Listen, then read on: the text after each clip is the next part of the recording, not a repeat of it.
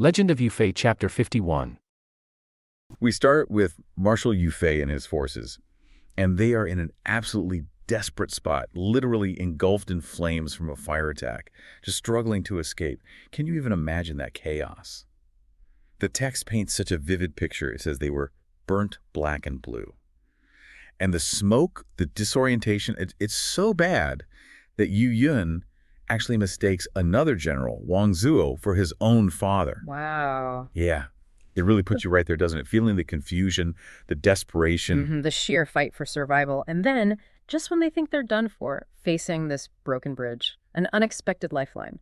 Hunter Gongzi shows up with a boat, almost like a miracle, really, to ferry them across to safety. Exactly. So this immediate peril and then the sudden rescue, it sets an incredibly high-stakes tone right from the get-go. And it also, creates this immediate debt, adds another layer to everything. Right. And here's where it gets really interesting for one character in particular, Wang Zuo. Now, remember, this is the guy who actually set up the fire attack against Yufei. Right, the irony. Yeah. So Yufei thanks him for the rescue at the bridge, leaves, and Wang Zuo goes back to his camp. But he's not, celebrating. No, he's consumed by anger and maybe surprisingly, this deep sense of self-reproach. Yeah, this moment is absolutely pivotal, and his internal monologue, it's fascinating. He's watching Yufei, seeing his incredible magnanimity. I mean, despite being harmed twice by Wang Zuo's schemes, Yufei shows zero ill will. He even expresses genuine gratitude for the rescue. Incredible. And Wang Zuo puts this right next to Yang Mo, his current lord, who's just tyrannical and ungrateful. He literally says, and this is a quote, "Yang Mo I treat so well, but he treats me so badly." Wow. So this isn't just him feeling bad. It's like his whole worldview is being challenged. He's the power of, benevolence, Ren, that core Confucian idea in Yufei's leadership, and contrasting it directly with Yang Mo's ruthless ingratitude. It makes you wonder, doesn't it? Can real virtue actually convert someone like that? What does that say about ethical leadership, even in the middle of a brutal war? So while Wang Zuo is wrestling with all that, the pressure on Yufei just keeps building. It's like one thing after another. He barely escapes the fire. And then Yang Mo, who's still furious about the failed attack, sends in a new threat, a really formidable one, his Grand Marshal, Wu Shangzi, to attack Shanzhou. And this guy, Wu Shanzi, the text makes him sound like a serious player. Yeah. Can you maybe paint a bit more of a picture for us? Oh, absolutely. He is introduced as the Grand Marshal under the heaven-connecting Great King, which, that title alone says something about Yang Mo's ambition. Right. A bit grandiose. Totally. And Wu Shangzi himself, described as majestic and imposing, and he's wielding a fengtianji. Now, for anyone listening who might not know, that's not just any old spear. It's a halberd with these crescent blades, super iconic, and notoriously difficult to master. Usually only the absolute best warriors use it. So top-tier fighter. Exactly. It's just incredible skill. And he's riding this magnificent silver-maned horse. So yeah, from his title to his weapon, his whole appearance just screams powerful adversary. Okay, so he sounds like a force. What happens when he actually confronts Yufei? Because the text hints it's not just an immediate fight. There's some talk first. You're right. And this is fascinating, too. Yufei, even though Wu Shangzi is the enemy, he recognizes his valor, his skill, and he actually tries to persuade him, says something like, abandon evil and return to righteousness. Tries to get him to switch sides. Really? In the middle of facing off? Yeah. Suggests he serve the Song cause, build an honorable name for himself. It's classic Yufei, right? Always trying to rally good people to the right cause, not just defeat them. It's both strategic and, deeply moral. But Wu Shangzi, he doesn't go for it, does he? Nope. Not having it, attacks immediately. Which leads to this incredible battle. The text describes it so vividly, like two generals clash, bringing death upon the battlefield, their war horses sprinting, gambling with their lives. Just pure action. And it raises a really important question for us, I think. Why is the battle so long? The text says over 100 rounds and still no winner. They only stop because it gets dark. Yeah, that's a long fight. It's not just filler. It clearly establishes Wu Shangzi as an exceptional opponent. He's a direct match for Yufei himself.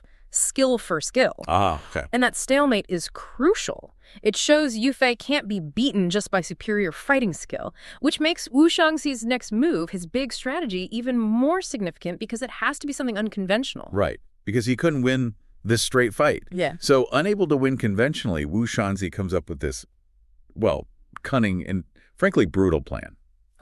The fire oxen. Sounds like something out of a nightmare. What makes it so ingenious, tactically speaking, I mean, beyond just being cruel. That's a great point. It's not just brute force. It's this terrifying mix of psychological warfare and just overwhelming chaotic power. He gets 300 water buffaloes. Okay. Then they smear pine resin and asphalt on their tails and tie sharp blades to their horns.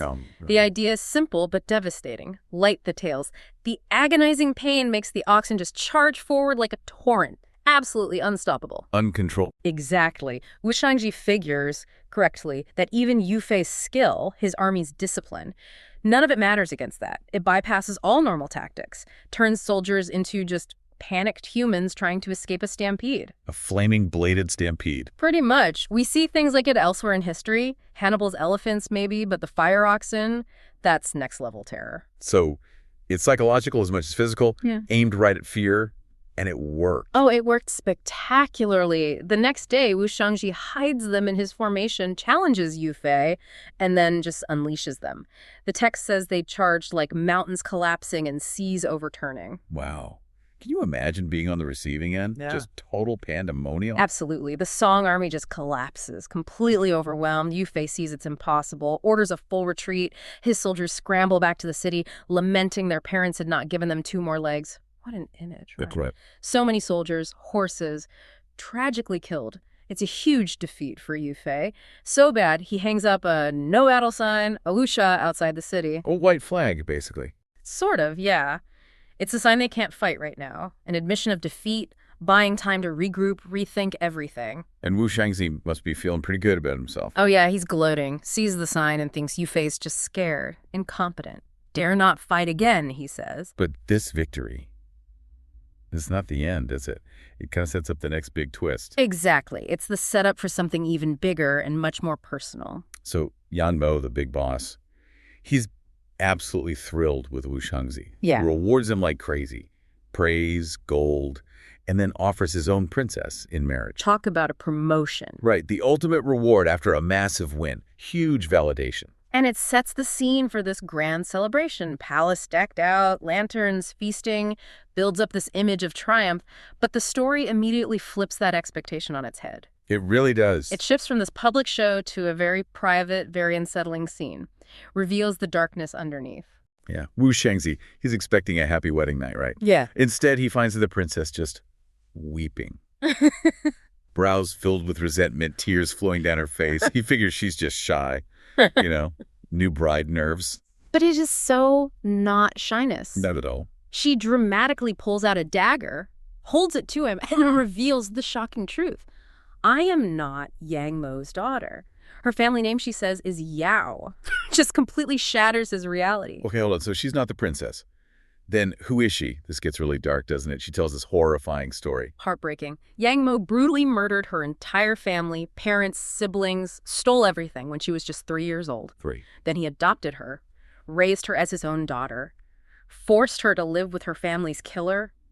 Just chill-in manipulation. Unbelievable cruelty. And then the biggest bombshell. Yeah. Her only living relative, her mother's sister's son, her cousin, who is Yu Fei, the song marshal, the man Wu Shangzi is fighting. No way. Her cousin is Yu Fei. Yep.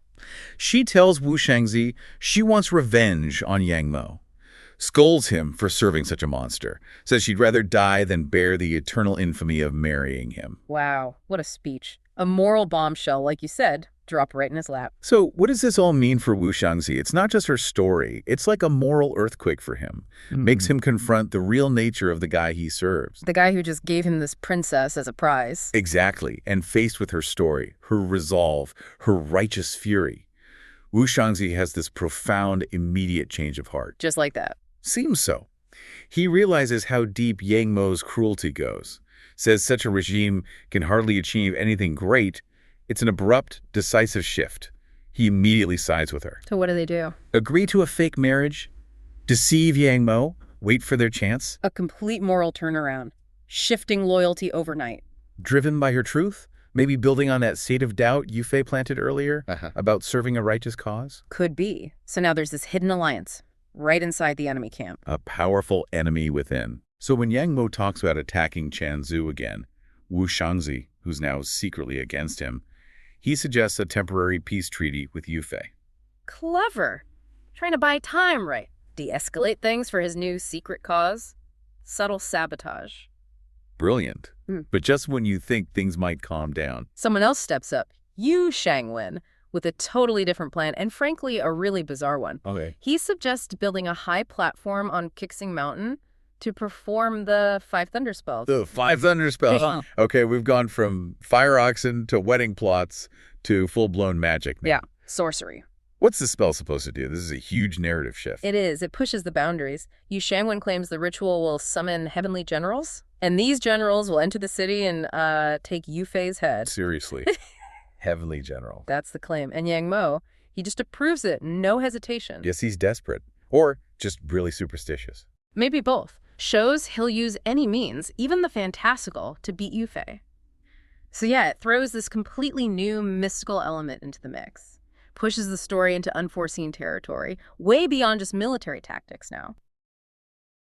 Niu Gao is living as a monk on Biyun Mountain, but like we said, it's not exactly peaceful contemplation for him. No, he's genuinely suffering with the vegetarian diet. It's such a relatable detail, actually, in this huge, epic story, just wanting a proper meal. Totally. And one day, that craving just wins. He can't handle it. He slips away, finds this fire ox connected to Wushangji, apparently, with actual blades on its horns. Which is already pretty strange. Right. And Yu Gao, ever the pragmatist, kills it and just starts roasting it half raw on a rock right there. And his justification is brilliant. Oh, it's the best. He's like, heaven must have sent this ox for me. Why else would it conveniently have knives attached? It's just perfect Niu Gao logic, sort of divinely sanctioned rule-breaking in his mind. Exactly. And what's really interesting is his master's reaction. He knows exactly what Niu Gao did. Yeah. Broke the vows, ate meat, the whole thing. But no punishment. Nope. The master just says, basically, yeah, you're not cut out for this monk life anymore, and then gives him a new mission. Go down the mountain, help Yufei capture this enemy commander, Yang Mo. Which makes you wonder, right? Was the master testing him? Or did he already know Niu Gao's real destiny was maybe less prayer and more punching? Huh. Yeah, maybe his bluntness was needed elsewhere. Yeah. It feels like less of a punishment, more like, okay, new job for you. A redirection, yeah.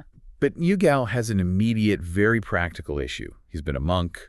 His old armor, his weapons, his horse all gone. He's basically a warrior standing there in, what, robes? Right. And this is where the master's power gets, well, frankly, incredible. He does some amazing things to get Niu Gao kitted out again. Okay, like what? First, he just yells at a well. Seriously. And out jumps this creature. The text says, like a dragon, not a dragon. Like a human, not a human. Super mysterious. Whoa. And this creature delivers Niu Gao's armor, saddle, bridle, and his famous signature weapons, the twin maces. You know, those heavy, blunt things. Perfect for him. Okay, wow. And the horse. Simple wave of the hand towards the mountain peak, and boom, the horse Right. gallops right back to him. It's not just giving him stuff. It's like a massive display of power and intent. Like, this is what you will do. So he's geared up, ready to go, thanks to some serious magic. But Niu Gao being Niu Gao. He asks for more. He does. He's like, okay, but can I have some cool treasures too? Yeah. You know, for the battlefield. Amazing. And the master actually obliges, gives him more stuff. First up, a tiny arrow. Niu Gao's like, what am I going to do with this little thing? Typical Niu Gao. But the master explains, if you run into a sorcerer riding clouds, just chuck this arrow. 100% hit rate. Okay, handy. Then, a pair of grass sandals. Right. Niu Gao's reaction is pretty much, seriously, grass sandals for fighting. You can just picture his face. Totally. But the master reveals the secret. These let you walk on water like it's solid ground, and that guy you're after, Yang Mo, he's a water beast from heaven, only this can stop him. Super specific. Wow. Okay, so the sandals are key. Anything else? Yep, 2 little pills from a gourd. Wow. One is specifically to save Yufei's life later on, and the other is just, you know, for future use. Keep it handy. It's quite the toolkit. It really is. And they're not just random magical items. They are tailor-made for the threats Niu Gao is specifically going to face, especially Yang Bo. It's like the master knows exactly what's coming. Precisely. And the contrast is great. This tiny arrow, these basic-looking sandals. Yeah. But they have immense power. Niu Gao has to just kind of trust that they'll work. Requires a leap of faith, definitely. It's like the master handed him the strategy guide before the game even started. You could say that, yeah. The foresight is incredible. Okay, so he's got his gear, his magic items. He's ready. The master tells him, close your eyes. He gets on his horse. And suddenly, woof, he's flying through the air for like half an hour, just wind rushing past. Talk about express delivery to the war zone. Seriously, magical airlift. And this is where things get immediately complicated. He lands pretty abruptly near a Taoist priest, this guy, Yu Wen. Okay, what's he doing? He's in the middle of this big ritual, trying to summon divine generals to help him. And then, bam, Niu Gao literally drops out of the sky. Oh, no. So Yu Wen sees him and thinks, aha, it worked. It's the black tiger Zhao Xuantan, the very deity he was trying to summon. He mistakes Niu Gao for a god. Exactly. And he immediately orders the god Niu Gao, go to Changzhou, bring me Yu Fei's head. Wow. Talk about jumping to conclusions. It Yeah. makes you think, how often do we just assume things and get it totally wrong? Right. The consequences can be dramatic. And Niu Gao's reaction is, well, peak Niu Gao. Let me guess.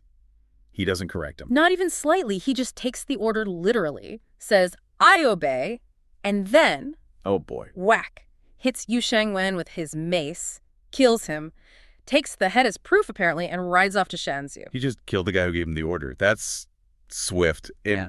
brutal and kind of darkly funny in how literal he is. It's shocking, right? But that directness, even born from a total misunderstanding, instantly causes chaos for the enemy. Yang Mo, who was Yu Wen's boss, The main bad guy. he's obviously upset and confused. His general is suddenly dead. He orders an investigation.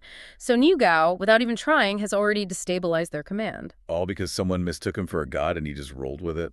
Wow. It shows how one person's bizarre actions can ripple outwards in a big way. So Niu Gao gets back to Yu Fei, presumably with the head, and tries to explain. Yeah, he basically says, ran into this guy doing magic, things happen, he's dead now. But Yu Fei, he's sharp.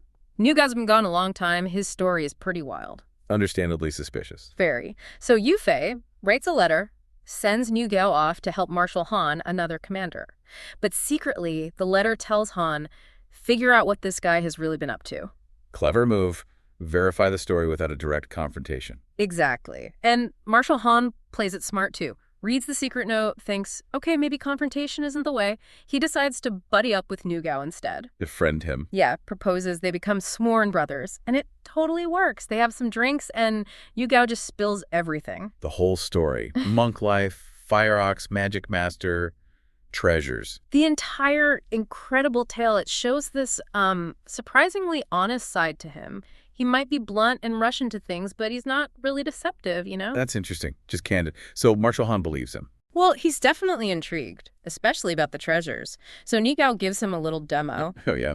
puts on the wave-breaking sandals, and just strolls across the water like it's dry land. No way. Yes way.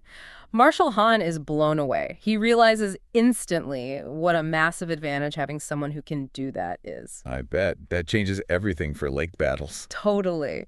So Han quickly sends a secret message back to Yu Fei saying, essentially, you won't believe this, but his crazy story, it's actually true. Amazing. And knowing Yu Gao, he probably didn't just sit around after that. Not a chance. He insists on going out on patrol that night on the lake. Of course he does. What happens? He runs into Gao Lao Long, one of Yang Mo's naval commanders, who's also on patrol. Okay, here we go again. Yep. Niu Gao, wearing the magic sandals, just walks across the water towards Gao Lao Long's ship. And Gao Lao Long sees this guy walking on water. And freaks out, thinks he's some kind of lake god, drops to his knees, starts praying or something. This keeps happening. It does. And Niu Gao, same playbook, gives a quick command, then bam, kills Gao Lao Long with the mace, tosses the crew overboard. Ruthless. The other enemy ships just panic and flee. Again, Niu Gao's magic, combined with his directness, just completely throws them off. Their own superstition becomes a weapon against them. Pure chaos for them. Pure Niu Gao victory. Pretty much. But when Yu Fei hears about this latest stunt... He's probably thinking Niu Gao's going to get himself killed, right? Walking into enemy fleets alone. Exactly. Maybe worried about cannons or something. He values Niu Gao, especially now he knows the story is real, so he orders him back to Changzhou. Keep him safe, keep him close. Okay, so Niu Gao's back under Yu Fei's direct command. Meanwhile, Yang Mo must be tearing his hair out. Oh, definitely. He's lost 2 commanders now in very strange circumstances. He's alarmed. And this is when another key figure steps up. Who this? Yu Jing. Remember Yu Wen, the priest Niu Gao killed first? The one who thought Niu Gao was a god. Yeah. This is his brother. And he's also Yang Mo's vice military advisor. He comes forward boasting, "I can fly on clouds," vows to avenge his brother, fly to Chenzhou himself, and take Yufei's head. Flying on clouds. Okay, things are definitely escalating into the supernatural realm now. Absolutely. Conventional tactics are out the window. It's magic versus magic. So does he actually do it? Fly. He does. That night, he uses some magic props, a cloth, magic water, chants, and sure enough, up he goes, flying towards Chenzhou, hovering over Yufei's mansion like a kite, the text says. Creepy and incredibly dangerous for Yufei. Totally. But guess who just arrived back from Marshal Han's camp and happens to be talking with Yufei at that exact moment? Has to be Niu Gao. The timing is just too perfect. It's uncanny, right? Niu Gao looks up, sees this figure floating there. And he remembers the arrow. Instantly. Remembers his master's warning. Sorcerers who ride clouds. This is it. This is what the cloud-piercing arrow is for. So he uses it. Throws it straight up. There's this huge thunderclap sound, and boom! Yu Shangjin just falls out of the sky. Wow. It actually worked, just like the master said. Perfectly. Niu Gao captures him. Yufei orders him executed immediately, head on the city wall. Another supernatural threat neutralized, thanks to the master's foresight, and Niu Gao actually, using the gift correctly. It really shows how specific those tools were. Not just random magic, but answers to specific problems. Exactly. Each item has its moment. So Yang Mo is now down another advisor. Killed in spectacular fashion. He must be desperate. Utterly distraught. He consults his remaining generals. His advisor, Kuai Yuangong, suggests a major move. Summon King Luo Yanqing from Changsha, bring in reinforcements, and deploy some kind of new powerful battle formation. They're clearly pulling out all the stops now. The stakes are definitely rising, but you mentioned shifting alliances too. Right. While all this fighting is happening, there are political moves too. This character, Wang Zuo, who owes Yufei a favor. Okay. He decides to try and persuade another commander, Yang Qi, to switch sides and join Yufei. Does it work? Yeah, Yang Qi agrees. He looks at Yang Mo and thinks, this guy's not going anywhere, basically. Sees Yufei as the more loyal, capable leader. Makes sense. But you said it wasn't simple. No, because there's a catch, or rather a challenge. Yan Qi's son steps forward. How old? Get this, 14 years old, Yan Chengfeng, and he's apparently a serious warrior already, wields twin, 8-ridged, purple-gold maces. Maces. Just like Niu Gao. Kind of, yeah. Similar weapon type. And he issues this bold challenge directly to Yufei's son, Yu Yun, who also uses twin silver maces. A duel between the sons. Using similar weapons, that's dramatic. Totally. The kid says, if Yu Yun beats me, we surrender fair and square. If I win, your army retreats. It's this incredible display of martial pride, even in the face of surrender. Wow, 14 years old. That's intense. So what happens next? Well, Wang Zuo, the guy who brokered the deal, goes to Chenzhou to tell Yufei about the planned surrender and this duel. Okay, sounds like good news. You'd think. But Niu Gao hears Wang Zuo has arrived. And Niu Gao, well, he doesn't trust Wang Zuo. Maybe from past experiences, maybe just general suspicion. Oh, no. What does he think? He mistakenly thinks Wang Zuo are there to trick them again. He even mutters this ruthless proverb, hate small non-gentleman, no poison non-man. Basically, you got to be ruthless to get ahead. Niu Gao, no. And he grabs his maces and charges out, fully intending to kill Wang Zuo right then and there. And that's where the chapter ends. That's the cliffhanger.